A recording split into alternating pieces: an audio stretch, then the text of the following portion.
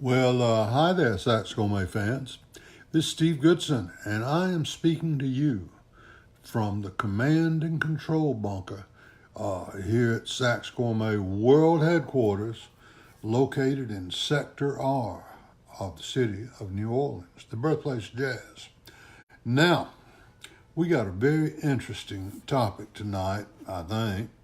It's certainly interesting to me, which is let's talk about the saxophones of tomorrow. And I know it's today, but we can still talk about tomorrow. And design, of course, saxophone design is my thing. But, that being said, I think we can all participate in the process because in order for us to effectively know what to design and figure out how to manufacture, then we got to know, what do you guys need? And we won't really know what your needs are unless you tell us. Now, before we get too far into this, I would be very remiss if I did not say that there is, to put it kindly, a great degree of stagnation in saxophone design today. And by that, I mean, well, let's think about this. And I'm not picking on these guys because they're all friends of mine, but this is the truth. Let's compare a Selmer and a Yamaha and a Yangasawa and any number of other horns. And how about you telling me what the difference is from one to another? Are they all about the same? Oh yeah, they are. They are. And is anybody doing besides us, our company Sax Gourmet Products, anybody besides us doing anything really creative? If they are, I don't see it. And, I made a living playing the saxophone for years and years and years.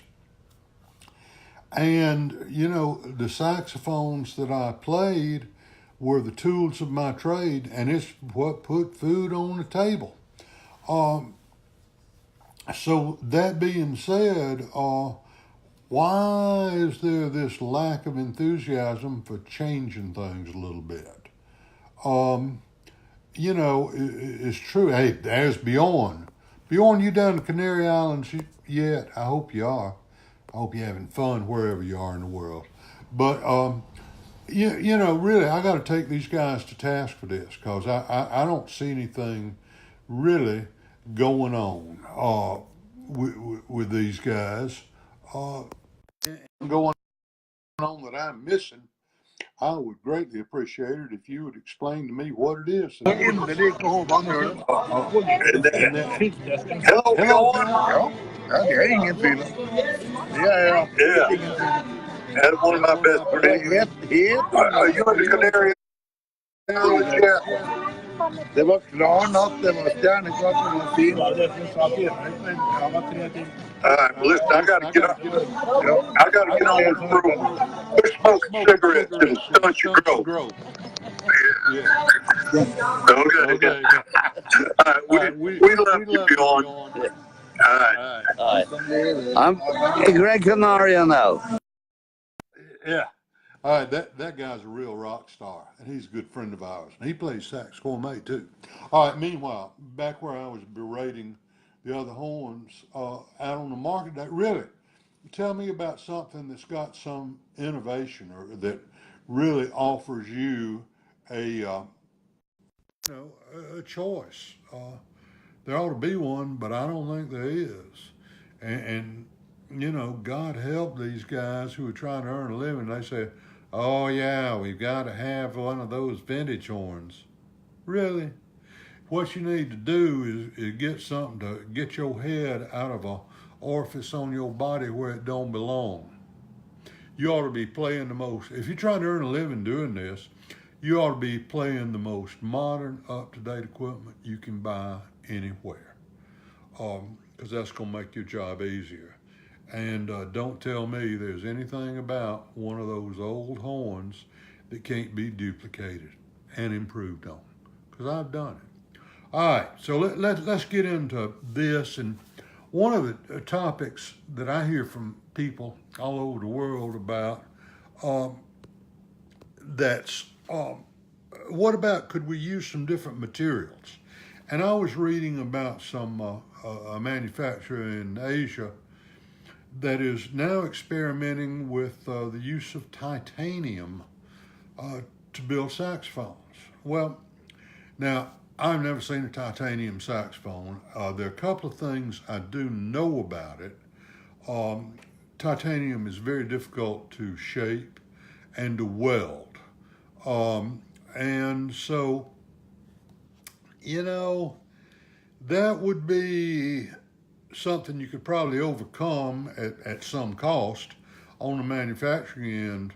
But the fact of the matter is, you're in Cleveland and the crew was assembling the light truss and it fell on your horn, and suddenly you got to get it fixed, and you take it down to the local repair shop, and they're not going to have the capability of working on titanium. I think that's a real problem, and something could be considered. Maybe it could be overcome. I don't know. Another thing people ask me about regularly is, Steve, why doesn't Sax Gourmet manufacture some solid silver horns? Yanagisawa does, and we sure could. There's my buddy Everett Fiddler. Now, but here's some things about solid silver horns. We could sure make them. The manufacturing process is essentially the same as with the solid copper horns we make. There's the thing about expense. Silver's expensive. It's more expensive than copper. If I thought there was enough demand for us, we would do it. I think Selmer has made some solid silver horns from time to time, so I don't know. Now, I probably get more email about this material than any other. People say, "Hey, Steve, what about carbon fiber? It's great stuff." Well, it is great stuff. I play Harry Hartman's carbon fiber reeds and have for a number of years, and boy, that stuff is great. I get up in the morning, I don't even think about reeds because these are going to play good no matter what the weather or the planetary alignment or whatever. But carbon fiber is expensive. Another thing is the way you have to make that stuff. You have to put it in molds, and then you put it in this big, I think they call it an autoclave. Somebody correct me if I'm wrong about that. And you greatly increase the pressure in there and the heat. And so, that'd be kind of hard to do on a mass production basis. And then once again, that lighting truss fell on your horn, and you go down to the repair shop, and can they work on carbon fiber? I don't think so. I know I sure can't. I'm not familiar with the acoustic properties of carbon fiber. I have played a carbon fiber neck, and it played pretty good. I know the guy who had made that neck knew what he was doing, and he had the tapers right and all that. But I didn't get to play the same neck in other materials, and that's the only way you can really tell. It really is. Okay, another thing that we've had a good bit of experience with is polycarbonate horns, and I own 4 of them right now. This is the ones I'm referring to are the Vibrato brand saxophones. And I want to tell you something. People say, "Oh, they won't sound good, they won't sound good, they won't sound good." Well, let me tell you something. You go down and go down to Meridian Winds, my good friend Eric Satterley, and you try something. He's the USA distributor, and I'm telling you, they sound good, and they have several different. I'm going to call it blends of polycarbonate, and same horn in different materials sounds entirely different. It's pretty exciting what they're doing, because that stuff is essentially a version of the same stuff that's the plumbing in your house. And think about that. Those white pipes don't dent, they don't split, they don't crack, they don't swell. Ooh, well, maybe that's a good idea. Now, there are a couple of problems with that we got to solve if this is going to get to be something we do in the future. That is that the springs, we can't use needle springs now, because if they were in a carbon fiber post, a polycarbonate post, which they don't use. They use aircraft grade aluminum post. Hey, Giles, thank you for being with us. But the needle spring, see, would kind of hog that out. Well, that's no good. So the vibrato saxes use a very ingenious version of ordinary coil springs, and it actually works right well. You have to get used to the fact that instead of your spring going from side to side, it goes up and down, but 15 minutes into the first time you played it, it'll be the same. You'll be used to it, and I play mine all the time, and we got some videos up on our YouTube site of some of my students trying those things out. Really, I think polycarbonate is a material that we're going to need to consider more in the future. Now, I'll tell you that in my company, something we did is we hired a PhD metallurgist, and she advised us about the acoustic properties of different metals, and we settled for our purposes on copper. Now, we tell you it's solid copper, and that ain't true. It's 98% copper, and it's 2% 11 herbs and spices. And I ain't gonna tell you what those 11 herbs and spices are.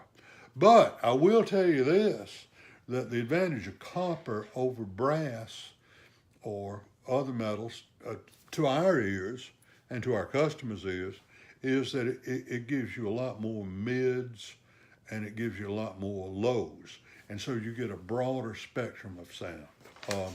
I think modern saxophones have got too bright. If you want to add that brightness, go get yourself a high baffle mouthpiece.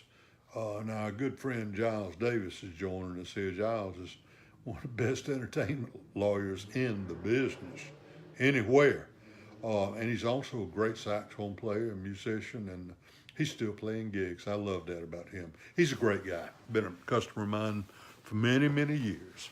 Now, let's talk about some advances we're going to see more and more of in the future in just the way the horns themselves are manufactured.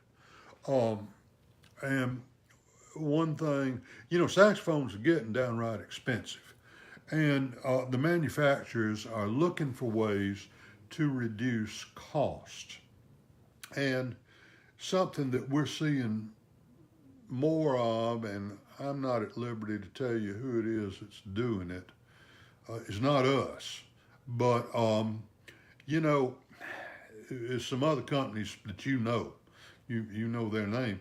But what they're doing is they're like when you make a bell, the way most people make it, you cut out a big old triangle of brass or whatever you made it of, and you fold it around a mandrel, and then you either silver solder, which is kind of brazing, or plasma weld that seam, and it's just one piece and all that, but it's you got to form it around a mandrel. That's a lot of trouble. So at any rate, the way some manufacturers are doing things now is if you've ever seen how automotive bodies are made, they just stamp them with big hydraulic presses, then they put the parts together. But it's, I understand from people who I know what they're doing. Jane Lindsay, I'm honored that you're here. Thank you for joining us. Always glad to have a pretty girl join us. But anyway, there's some horns being made and sold now by some very well-known brands. That's why they're making, I know at least their bells. I don't know they're making their body tubes like that. But is any downside to that? I don't know. I hadn't done it myself. I played some of the horns that these companies have made using stampings, and frankly, I couldn't tell the difference. And I think by now I've done this so long, I ought to be able to tell the difference. So maybe stamping out of the components would be a good thing. Oh, and by the way, before we go on to some other topics, it's not too early for y'all to like this and share this with all your friends and family and any groups discussion groups you're in. Now, another thing that's been going on very quietly for a while, once again, my company doesn't do this, but I know some people that do, and it's people is machine engraving. And I'm talking about actual machine engraving that looks very much like hand cut engraving like we use. That's a big savings because those engravers don't work cheap. It's hard to find somebody to do. Now, another thing about this engraving is that there's also a good bit of laser engraving going on, where really anything that you can scan, you could have put in, laser engraved on your horn. I see a lot of that laser engraving. It's a lot better than it used to be, but to me, it still looks like laser engraving. So I think the machine engraving is probably a better alternative. And in the future, we're going to see more and more of that on our saxophones.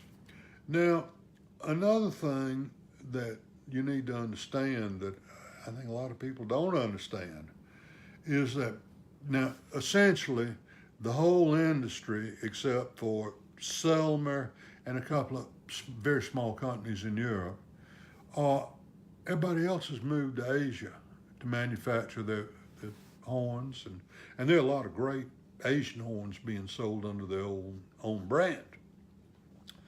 But you need to understand that over there in Asia, those guys are no fools. What they have done is they have figured out that they'll have one company that makes key work and one company that makes necks and one company that makes bells.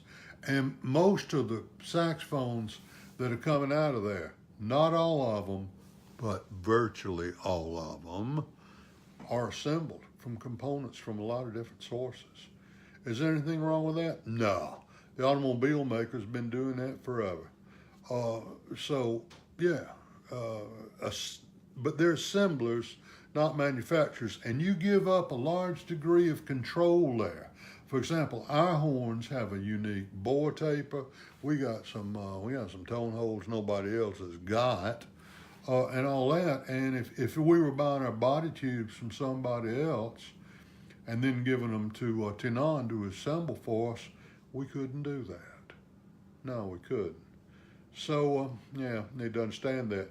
Now, I know that a couple of the big companies are, I know one of them is making a Chinese horn with a French neck. Neck is really kind of the key to the sound, so that makes sense. People in China, damn sure, know how to make saxophones. French know how to make necks, so that's probably a good thing.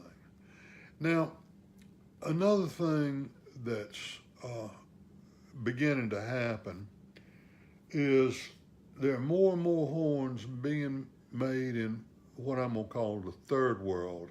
And the third world, I'm going to say, is not Taiwan, and it is not Japan, and it is not mainland China, at least with regards to saxophone manufacturing. So, we're beginning to see some stuff made in Thailand, Vietnam, and I understand that one of the big companies is building a plant in India. I know that one of the companies has a plant in Indonesia. So, yeah. What about that? Well, a lot of people are making their student horns there, as opposed to having them made in China or Taiwan or Japan, for that matter. And I think we're going to see more and more of that, more and more of that. In my opinion, the best saxophone factory in the world is the Crown Hope factory in Vietnam. They just do superb work, and they are making a lot of horns that you have seen. And I'll tell you, they're making Sax Gourmet horns there. We're not ashamed of that. Anyway, those guys do a great job. But they're making horns for some other people whose names you know. And they're doing a good job, So now, let's talk about this. And I've had a good bit of hands-on experience with this. And people say, well, when we get 3D printing figured out, that's going to really be a game changer. Maybe. The people who manufacture our mouthpieces, who are primarily a defense contractor, they got 3 of those multi-million-dollar 5-axis CNC machines and all that. But they're paying attention. They're on their 4th generation of big commercial 3D printers. I'm not talking about desktop stuff, but the big stuff. And they figured out how to make some components for some of their products that way. But I'm going to tell you, we've been trying to make mouthpieces that are up to our standards. And here's some things we've run into. Number one, if you're using a 3D printer, you're very limited in your choice of materials.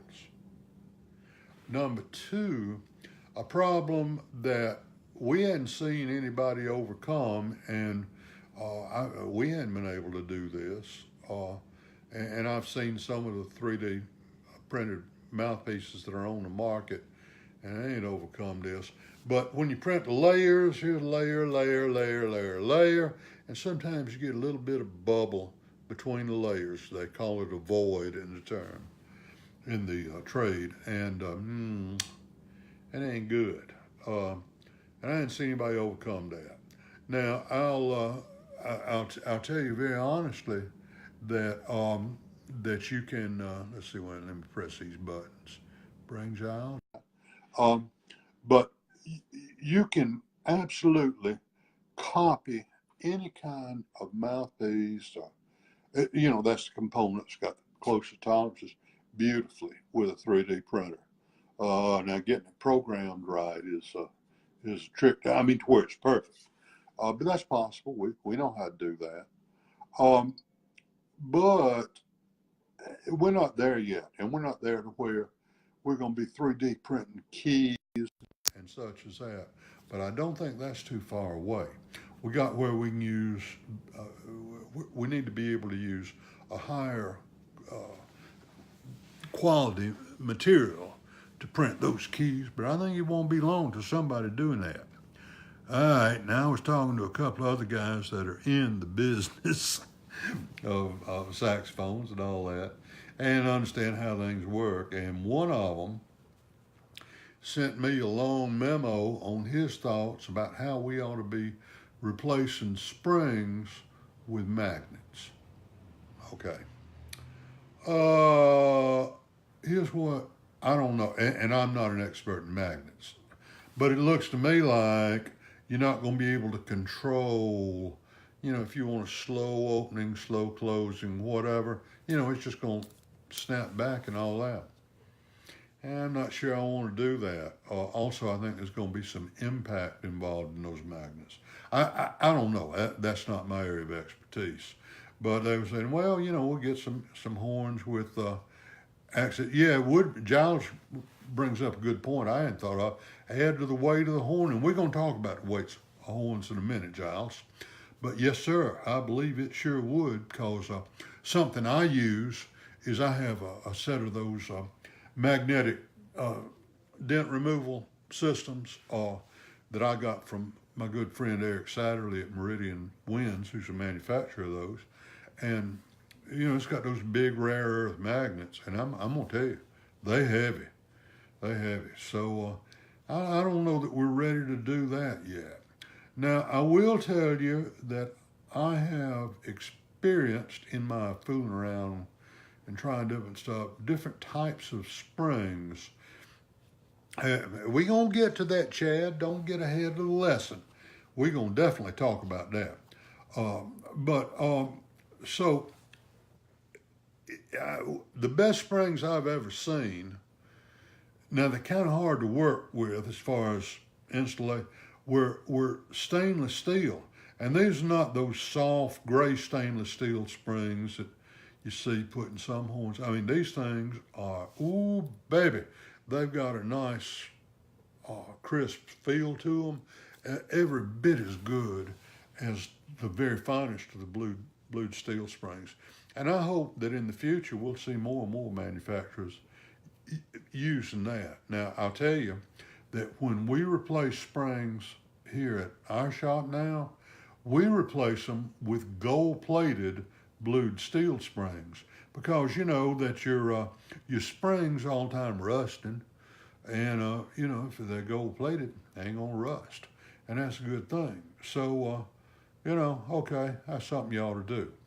Now, another thing that I think in the future we're gonna see more of, and I believe that my buddy Big Jim Simonetti owns the patent on this. Simonetti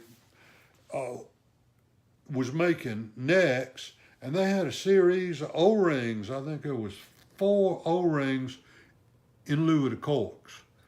And, you know, Jim was saying it's easy to replace the O-rings, and, you know, anybody can do that. You can buy the O-rings at any hardware store, but they don't compress, give you a good seal, superior to cork. And I agree with Jim. I hadn't seen any manufacturers adopt that yet, and they probably should. Simonetti may want too much of a licensing fee. I don't know. But, you know, that's probably something worth pursuing in the future. Now, another thing that I've seen from time to time is people that have, hey, Michael, good to have you with us, buddy, is that you can, in your tenon, where it goes down in the receiver, on the tenon itself, cut a little groove, put an O-ring in there, and you know, you got to carefully match all this up, and it'll improve the seal on your tenon greatly. Now, we try our very best to lap the tenons in, you know, when we're setting up on and all that, but what happens is, you knuckleheads, here comes the neck, and you put it in there, and you put it in there crooked, because, oh, you know. And then I got to re-round all that, and it gets out of round. A lot of times myself, I will use a single wrap of Teflon tape, like a plumber uses around there. But I think in the future, we need to work on that joint, because a horn that's leaking at the tenon is a horn that didn't play in its best. So, you know, maybe somebody come up with a good way to license Jim Simonetti's patent.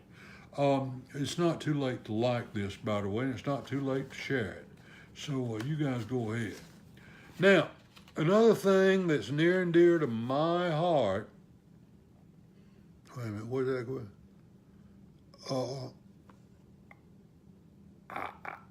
I don't know what that is, Chad.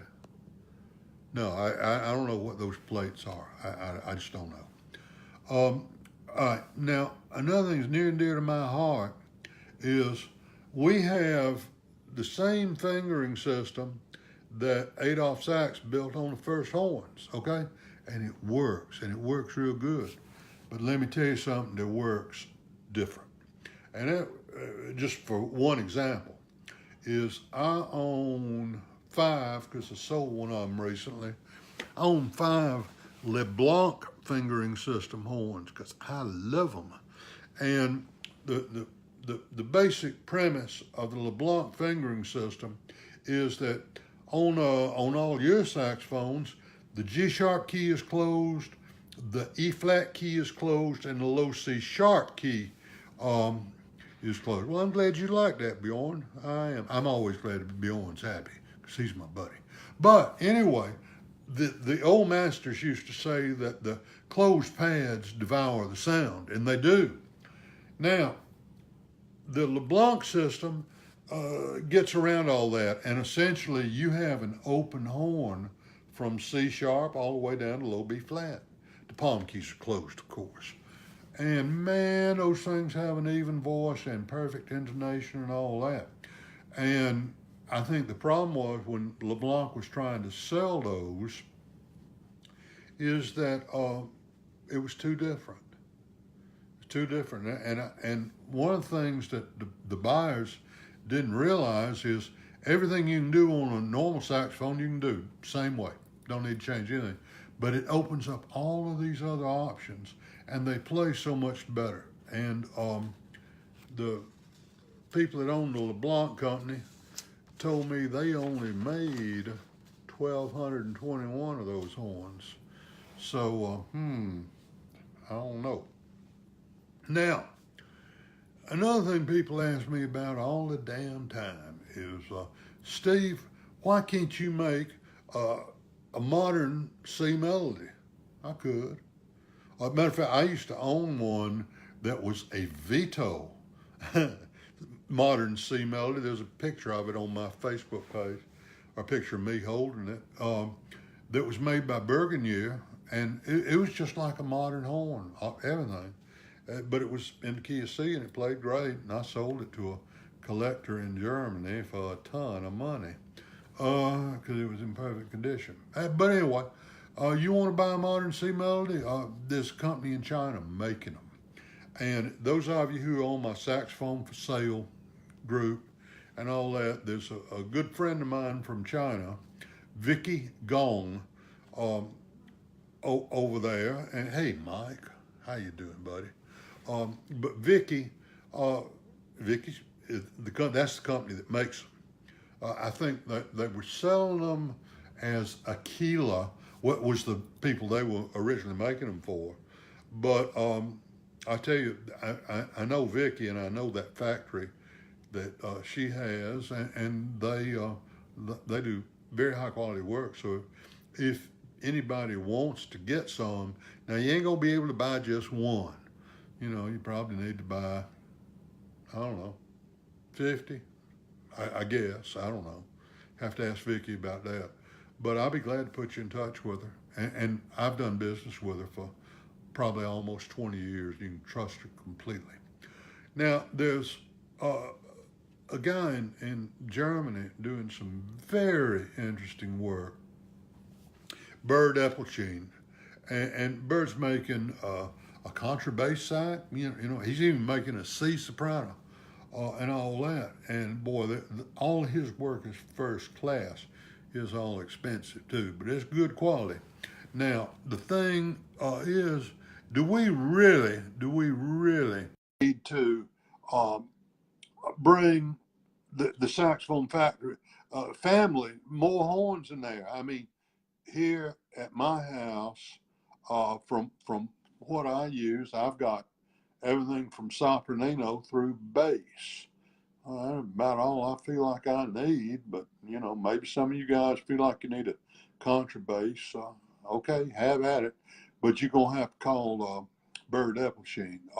I don't think Orsi is making those anymore. Now, here's something else that I hear once a week from somebody. They say, Steve, couldn't you make us an alto down to low A like Selmer used to do? Well, of course. And I've owned several of those and enjoyed them. At one time, I had a gold-plated one that not only went to low A, it went to high F sharp too. And boy, I sold that for a ton of money. But anyway, The problem with the low A horns was, and the reason Selmer built so very few of them, that frankly, here we are. Here's an alto goes to low A. Well, there ain't no music written for an alto to low A. Oh, yeah, I guess that is.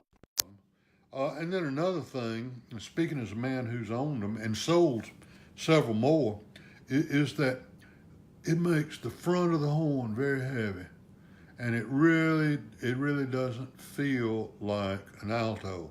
And hey, Chuck, hadn't heard from you in a while, but the fact of the matter is that really throws off your balance. Now, my friend Dr. Paul Cohen, who has the most impressive collection of saxophones in the world, recently sent me pictures of a C melody made by Selmer, keyed to low A. I've also, Dr. Cohen has in his collection Selmer tenor to low A. So it's been done before and it could be done again, but Selmer couldn't sell them. And if Selmer can't sell them, I'm damn sure not going to tool up and make them. But maybe in the future, and that's what we're talking about, the future of the saxophone, is, maybe we'll be able to see that. Now, we talked about going down to low A, and by the way, there's some people in Brazil that are making a baritone down to low G. There you go. And I'm sure they play it on a peg or something. I've seen pictures of it, never played one of the horns, but yeah, that's probably a pretty good idea. Now, while we're talking about extending the range, many sopranos today, I think all of the high quality ones, have keywork to high G. And I will stand corrected if I'm wrong. I think Sax Gourmet is the only one that is manufacturing altos and tenors with keywork to high G. If I'm wrong about that, I'll stand for correction. I just hadn't seen anybody else doing that. It has been done in the past. Anyway, why would you need a high G key on a tenor or an alto? And I'll tell you exactly why. The fact of the matter is, if we close the door and it's just us saxophone players sitting here at the bar, and we're talking about the Altissimo, everybody that's honest is going to agree that G is the bastard. It's the hardest one to get consistently. It's possible, of course it is, and I can do it, but, it's hard. With a horn that goes all the way to high G, high G is just another note. I think that's a good idea. That's why we put it on our horns. But in the future, I would encourage other manufacturers to do the same thing. All right, now, my good buddy, he's in my posse, Chad Taylor up in Chicago, master repairman, master bassoon man too. But Chad said, all right, we got to talk about pads of the future. All right, let's talk about that. And let me tell you about a little trip I made a few years back. I'll tell you who was with me. Kurt Alterac, who owns Music Medic. Kurt was a former student of mine, by the way. And we went down and visited a big league pad factory that at the time, this was before Kurt started making 100% of his own pads, which he does now. But back then, another company was manufacturing them to his specifications and to my design, by the way. And we were down there seems like we were down there about a week. I'm not sure. We were down there a while. And we tried all kind of different leathers to see if maybe deer skin or if we could come up with a variety of goat skin that worked real well. It's certainly durable. Different types of sheepskin. I forget what all else we had there.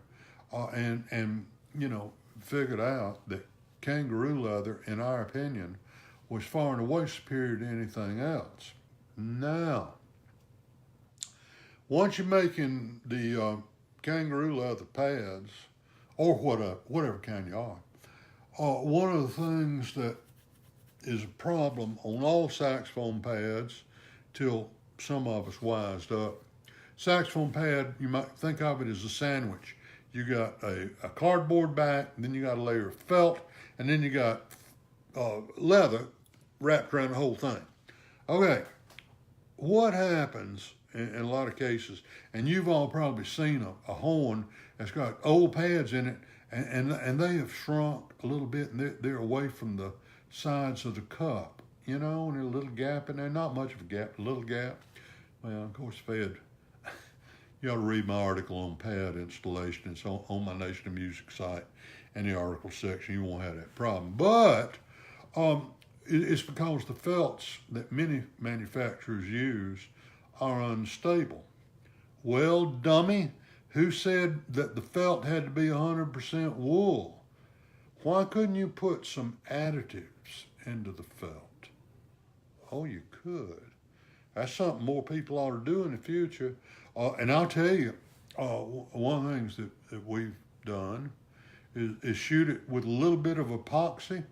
And man, it just stabilizes that stuff like nothing you ever saw. Not much, but just a little bit. Now, another thing I hope in the future somebody will consider bringing back is I always thought one of the best pad designs of all time was the Bisher snap-in pad. And one of the things that made that such a great pad was the metal back.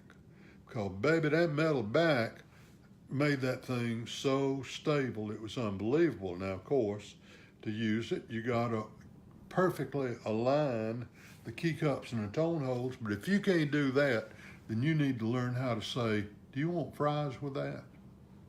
I hear you damn pad shellackers all the time talking about, oh, I'm going to float the pad. Why? You can't align a cup and a tone hole? You need to learn to, really. That it pisses me off every time I hear that. But, you ought to align that stuff. And then you could use a pad with a metal back and it would be perfectly stable. It'd be no expanding, contracting, everything be tight. And it'll give you a lot of high-end flutes have little metal washers behind the pads, and it gives them a more precise feel. I know Gemeinhardt did that on the KG series for a while, and probably some others. But anyway, there's a lot that could be done with the pad backs. I know on our pads, we use a far heavier cardboard than other people use, makes them more stable. We do use treatment of the felt, and I ain't gonna tell you what it is. And I'll tell you something else we have done in the past, and I hope everybody will do in the future.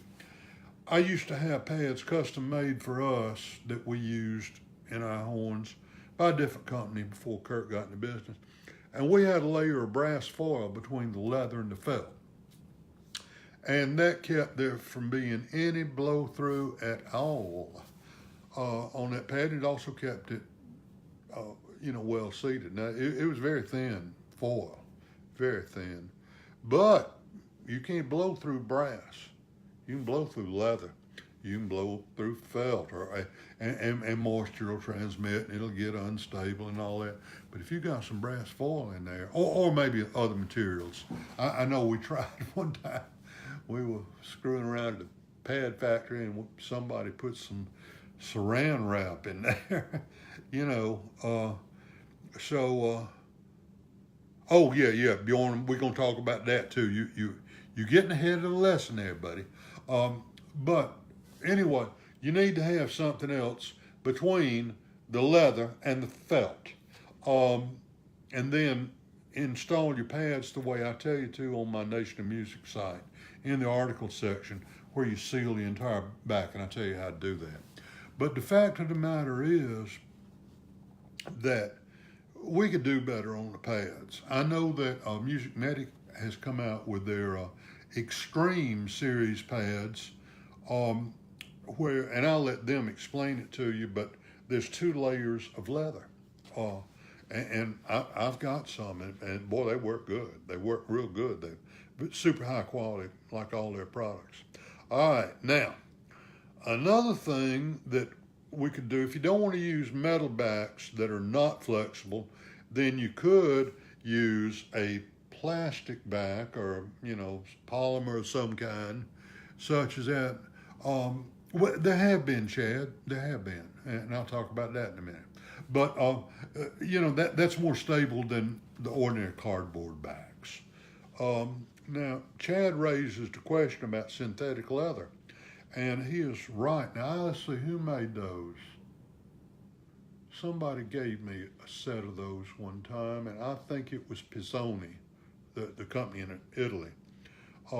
And it was okay. And then, of course, my good buddy, and this guy's a madman. He's a madman. That's why I love him. He's a mad scientist. That's Jim Smith. Jim Smith, let's see, first Jim made some pads that had a Delrin back, and then there was a pad in there that was, it wasn't rubber, but it was some kind of synthetic rubber. And as long as you had the keys and the tone holes aligned, man, it worked great.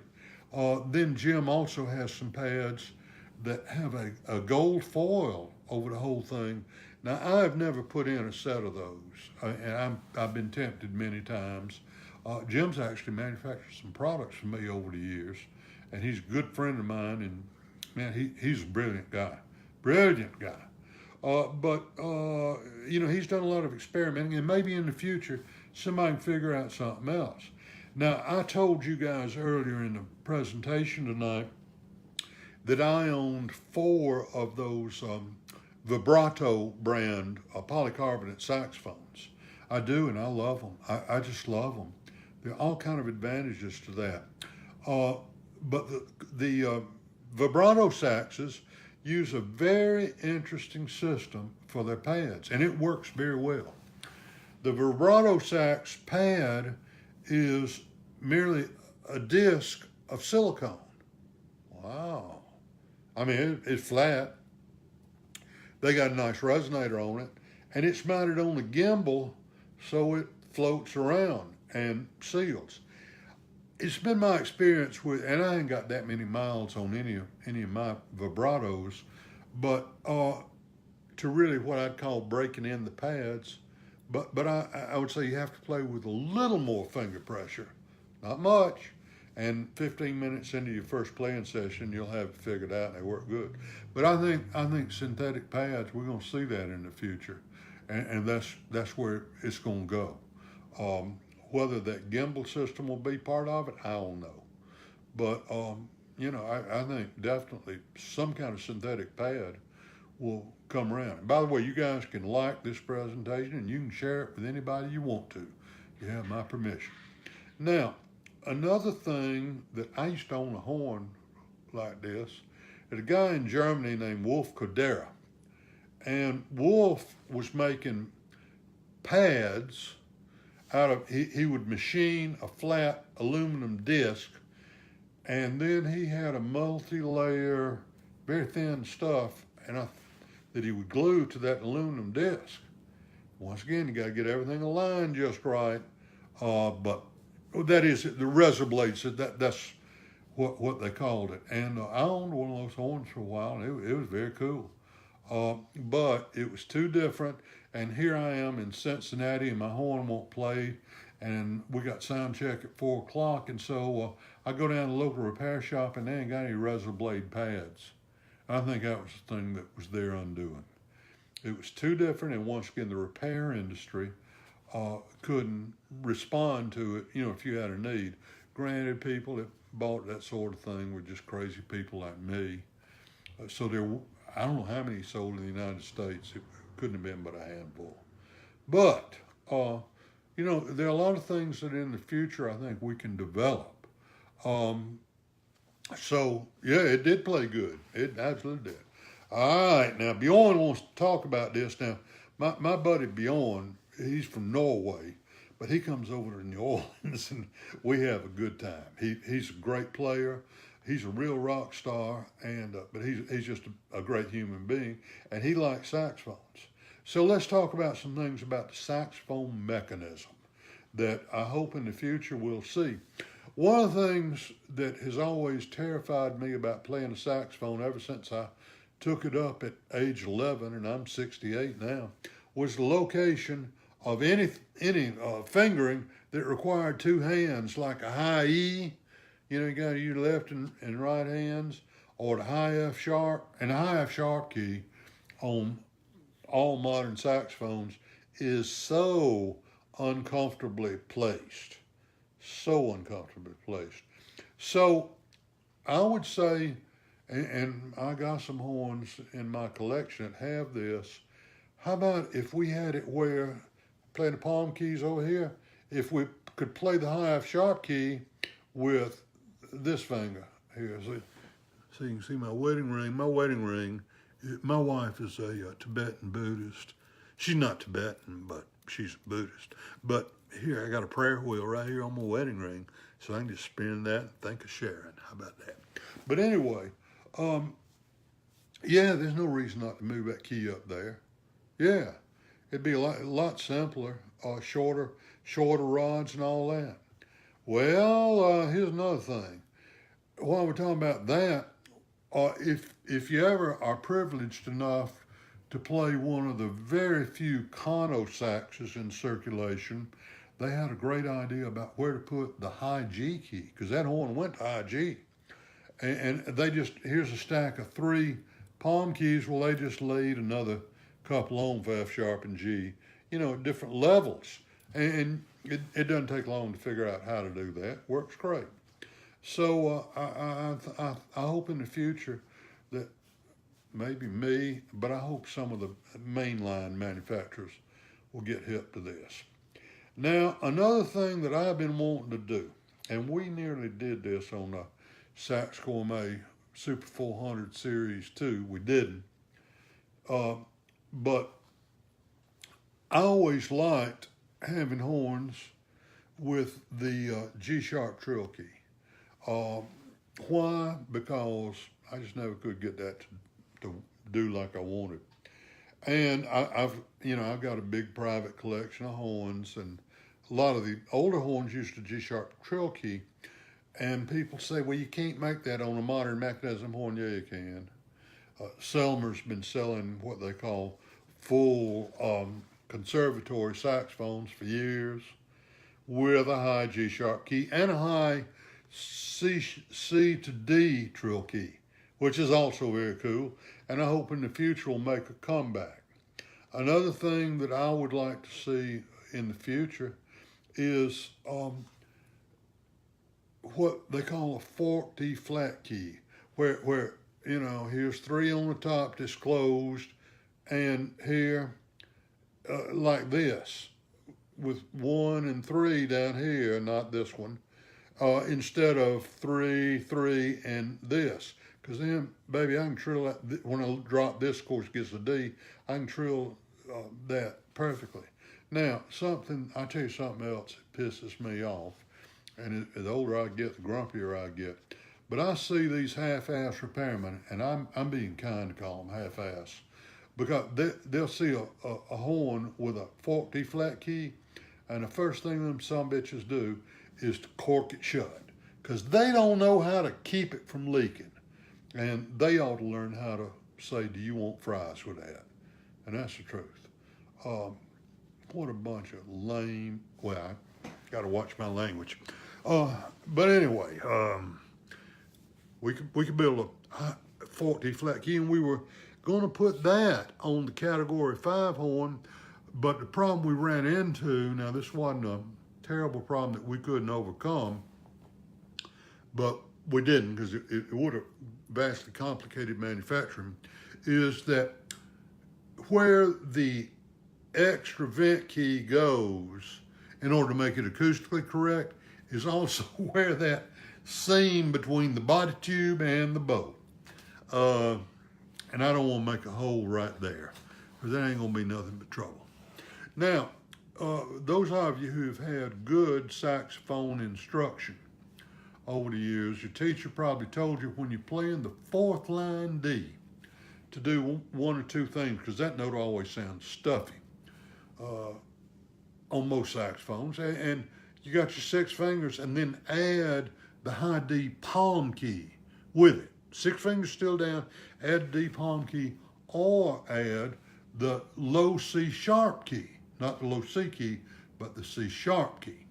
Okay, if you add the C sharp key, that's typical a large tone hole, and due to the miracle of cross venting and all that stuff, what happens is that tends to make that fourth line D too sharp to use.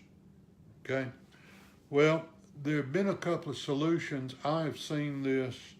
The first horns I saw it on, I've got a 1914 Holton in my collection, and it has a small diameter key, about like pads about the size of a quarter, that is part of the low C mechanism.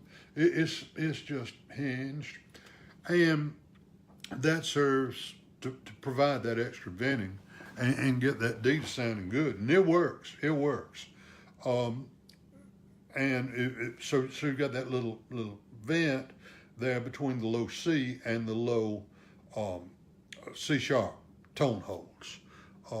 Matter of fact, I got that on for sale right now. You go to Sharon's Attic on my Nation of Music site. But that's a good idea. I've also seen that on some Yanagisawa made horns, and I think that I have seen that on some horns made by Max Calworth, not Julius, but Max Calworth. They were brothers and they had separate shops. I think I've seen that on that. Now, Bjorn, my buddy from Norway, was talking about how about more Altissimo keys? Well, we make a horn with an Altissimo octave key.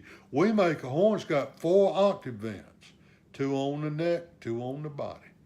And one of them is dedicated strictly for the Altissimo, and it works great. It works great. We've got, those of you who have visited me here and been in my showroom, there is that black nickel prototype. I think it's black as the ace of spades. Ain't nothing on it except black. It's because we don't want anybody to be able to take good pictures of it. But it's got an Altissimo octave key. And you know, the Altissimo has become a part of modern saxophone literature. And so, very honestly, it's time that the saxophone makers got that figured out, and got in there and come up to the 21st century and make the Altissimo a part, an easy, accessible to everybody. So look, you got to do that. These people need to get, once again, their head out of that orifice where it doesn't belong.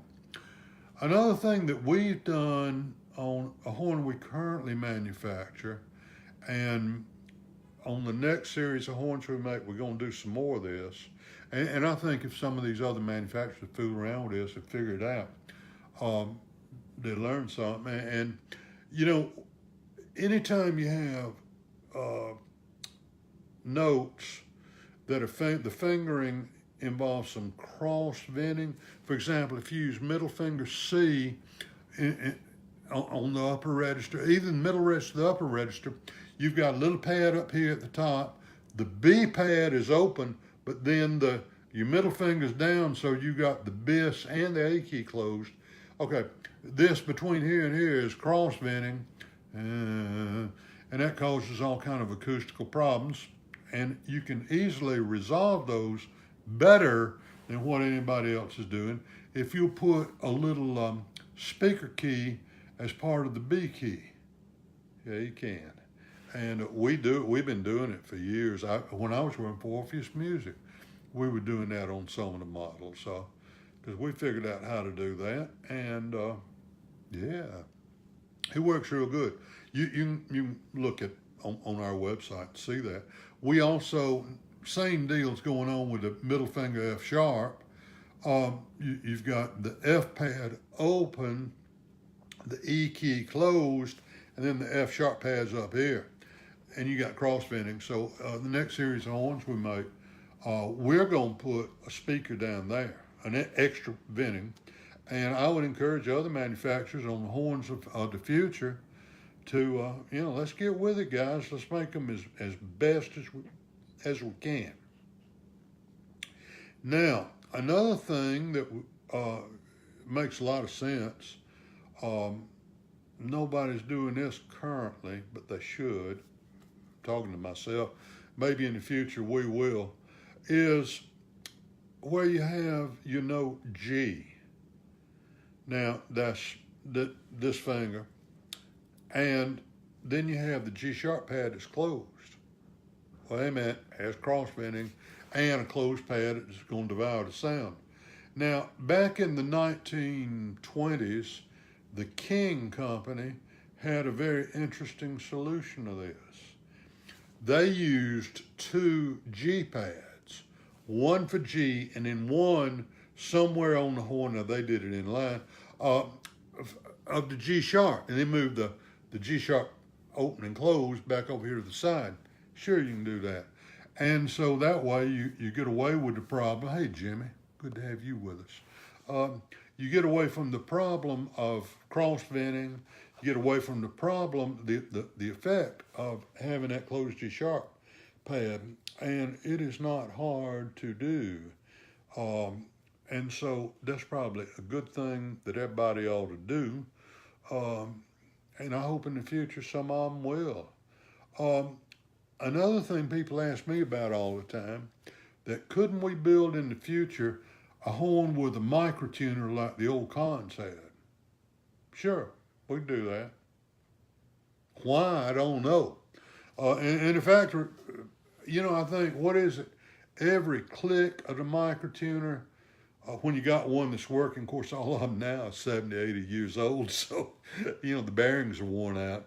But every click was 1 cent or something like that. Listen, I'm going to tell you something. I can't hear 1 cent. My dog might can, but I can't. And that's a pretty useless piece of mechanism, in my opinion. It did make the Cons unique. But this business about being able to dial in perfect intonation, are you kidding me? Come on. Y'all know better, but maybe in the future somebody will try to sell you that again. There's somebody trying to sell an add-on twisty-turny tuner thing. Just go practice long tones. One thing that I think we do need to see in the future, and there's several systems now that I've seen that look pretty good, is adjustable palm keys. Now, for many of my clients, after they get their horn, we will make them some custom palm key risers to fit their hand. Calworth used to sell an SX90 series with adjustable palm keys. But Calworth's, they came up straight. And so the palm key spatula is like this, and it's not very comfortable in your hands. But I've seen a couple of Asian horns recently. I don't know if anybody's got one in production, where they had a little slide business, and you put a little pin in there, and it locked it in place. And so the palm key was higher, but at the proper angle. And I hope in the future, more and more people do that.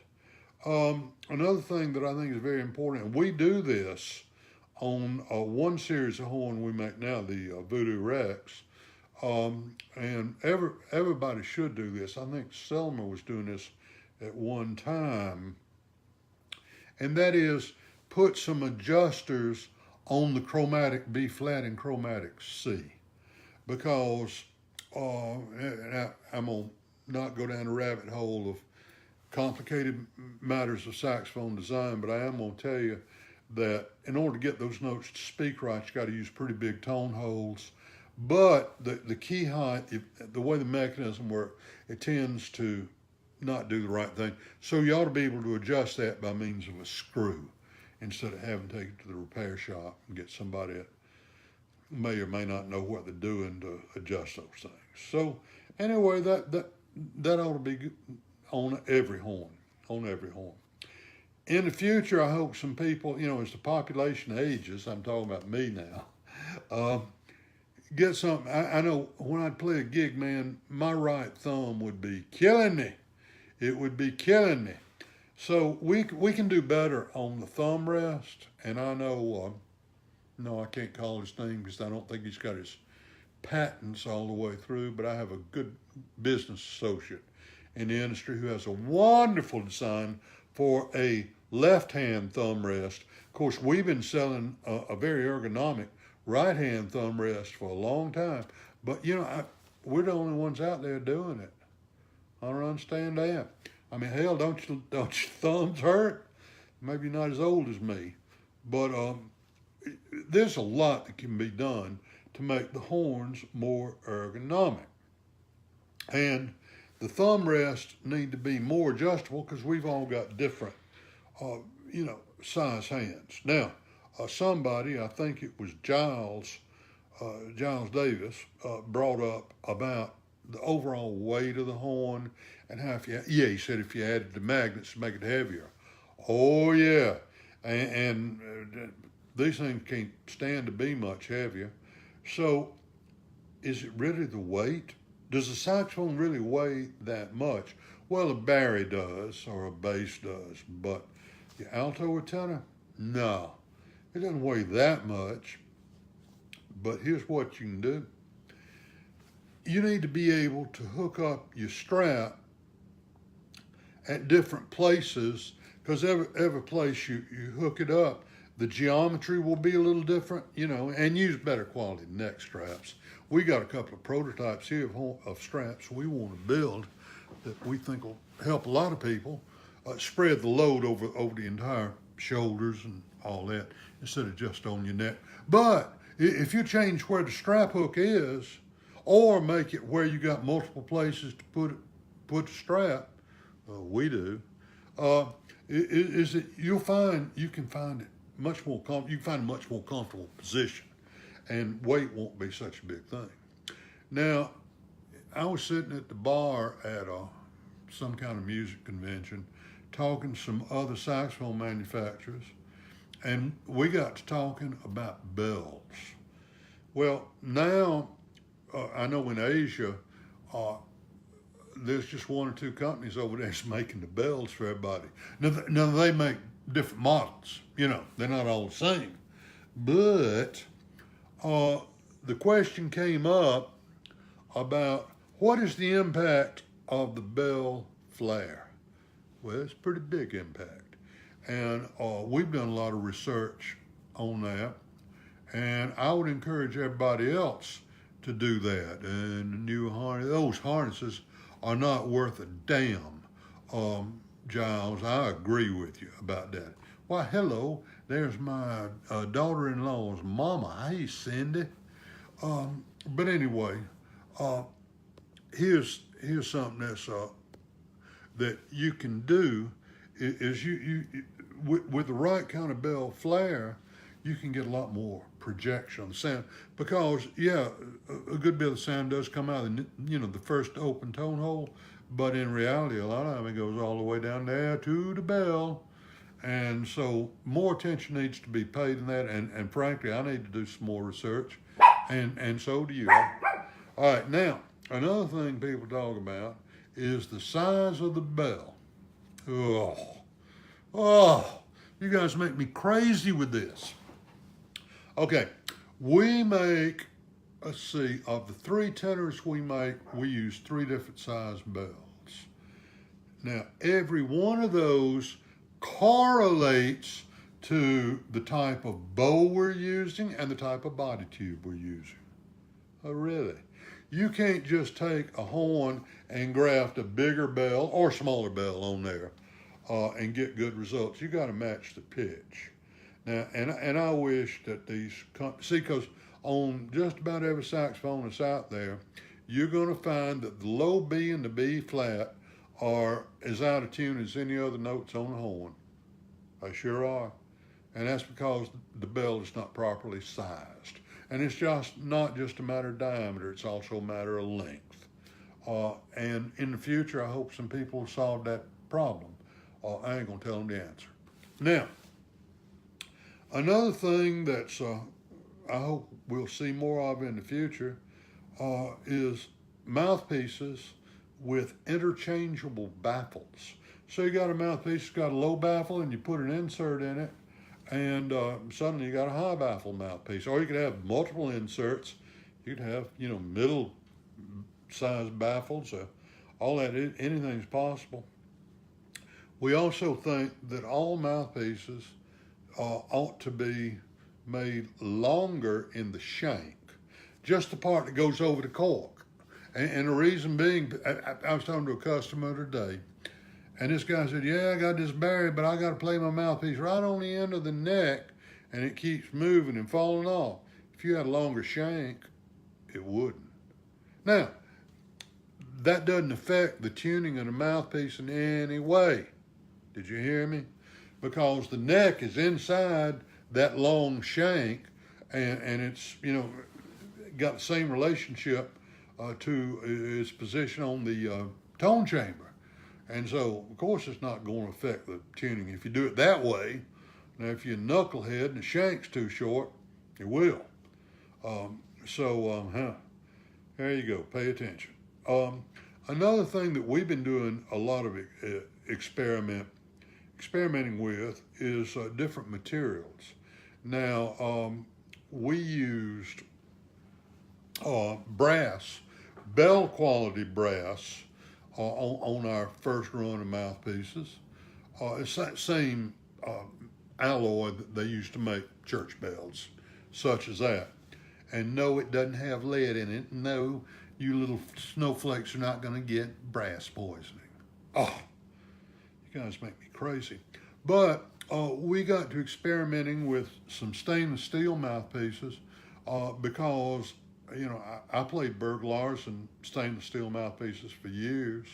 They were great, but there are a whole bunch of different kinds of stainless steel, so you got to get your alloy right. We figured that out. We sell some stainless steel. I hope other companies will do the same. We experimented with wooden mouthpieces, and we started with the same wood they make good clarinets out of. Stralons, yeah, I got several of those. Yeah, I can tell you why, but let's don't talk about that now. Call me sometime, I'll tell you what to do about that. Now, the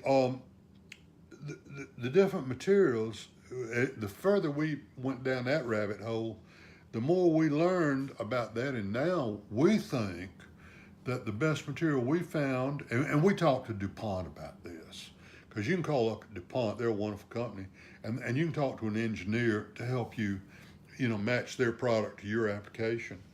And we fooled around with different varieties of Delrin and got one now that we think is superior to anything else. Now, I've got back there in my teaching studio some other mouthpieces that EMR has built for me, and different polycarbonates and all that, and we're going to continue to look at other mouthpieces to find out what the best mouthpiece is in the future. And I hope other companies do the same. Now, I know a lot of people trying a lot of different things. Arnold Montgomery's doing a lot of using different materials, and I know there's some others, but it's getting late and I can't think. Now, the same thing applies to necks. Now, I'm going to tell you something. You can do more with a saxophone neck than any other part of the horn. You can correct intonation problems. You can change the voice entirely. And then we've done a ton of research in that. Next time you're over here to see me, let me show you that box full of necks that we rejected. They were just, you know, we'd trash them and try different tapers and all that, trying to learn something. But the fact of the matter is we've also learned that materials make a big difference in necks. I have, for my personal use, some sterling silver necks that respond very quickly. And then usually I use a solid copper neck, but then we got all kinds of stuff.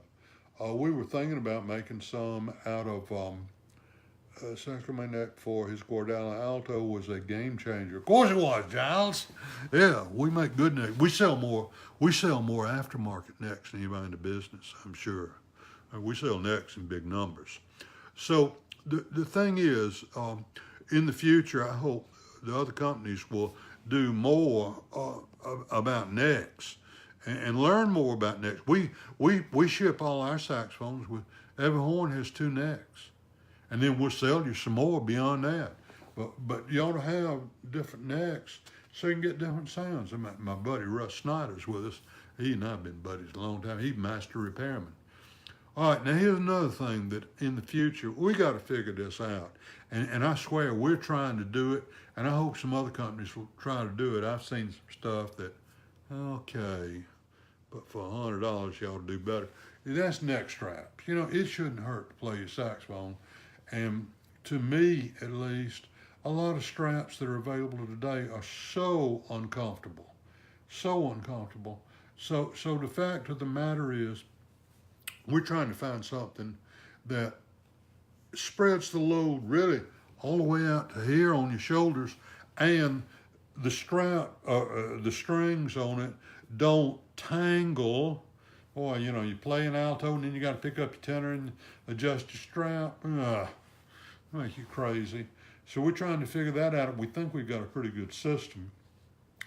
And I don't see why, if you're buying a neck strap, you at the music store or you shopping online and you're ordering a neck strap, why you shouldn't be able to get it in small, medium, and large, referring to the length of the strings. Because, you know, we're all different heights. And, you know, we got different needs. We don't all wear the same size shoe, same size suit.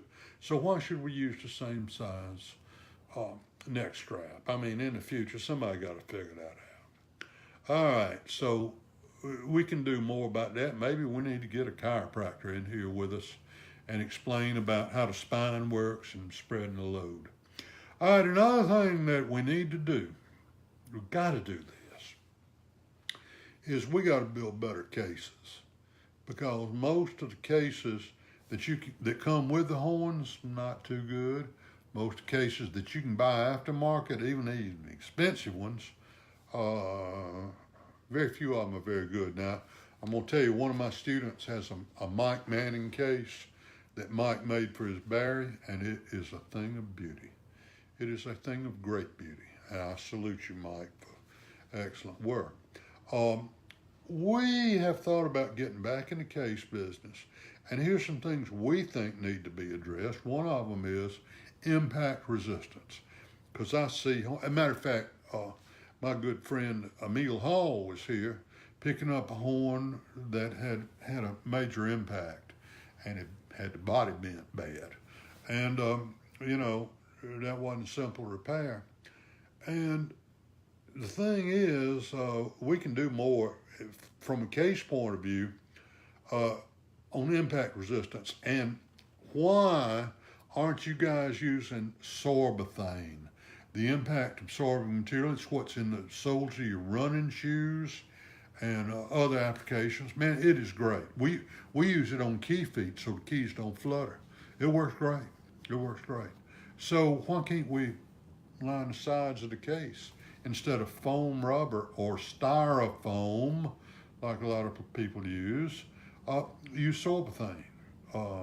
You know, a little extra expense. Oh yeah, I've got some. No, in my opinion. Giles, I'm answering your question. I hope you heard that answer. I've got one, and I don't think it's worth the money. They gave it to me. But the thing is, another thing that I think, cases, as time's gone by, we no longer have a generous size accessory compartment. Man, I carry a lot of junk with me. You know, I got to have a bunch of reeds and, you know, all that stuff, and I got to have my, you know, my hip flask and my cell phone charger and all that. And I did a road trip with this guy, the other tenor player in the band. There were 2 tenors. And this guy had what was seemingly a standard Mark VI case, but he had it modified where the clarinet case was. It held 2 matching 45 1911s. Yeah, but yeah, that was pretty funny. So anyhow, you know, we can do better on that. And also when that accessory department is closed, we need to have a easy to use mechanism for latching it to where it does not, does not pop open and let, all that stuff come out and bend the keys in the horn and all that. Another thing is we got to have plenty of room in that accessory compartment.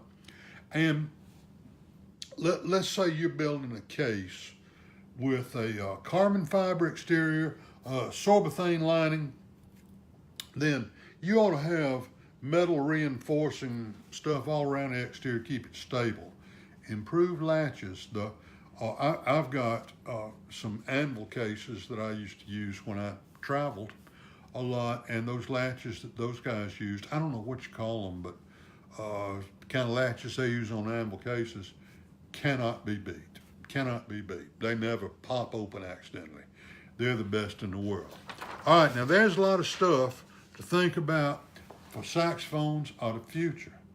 And I hope all of you guys will give it some consideration and lobby the people that are building horns for you and tell them, come on, let's do better. Let's don't have all the horns be alike. If you have some ideas you want to share with me, I'd love to talk about them. So anyway, we talked about the saxophone tomorrow. I realize it's today, but we got to start planning today for the stuff tomorrow. So I thank you all for watching. I thank you for all the likes. And anytime you want to talk about saxophones, call me during business hours, and I'm glad to do it. In the meantime, everybody have a nice holiday. Practice long tones every day. Remember to keep your reed wet, and always, always, always play sax gourmet. Why? Because sax gourmet always plays best, and you know it. Goodbye for now. Thanks for watching.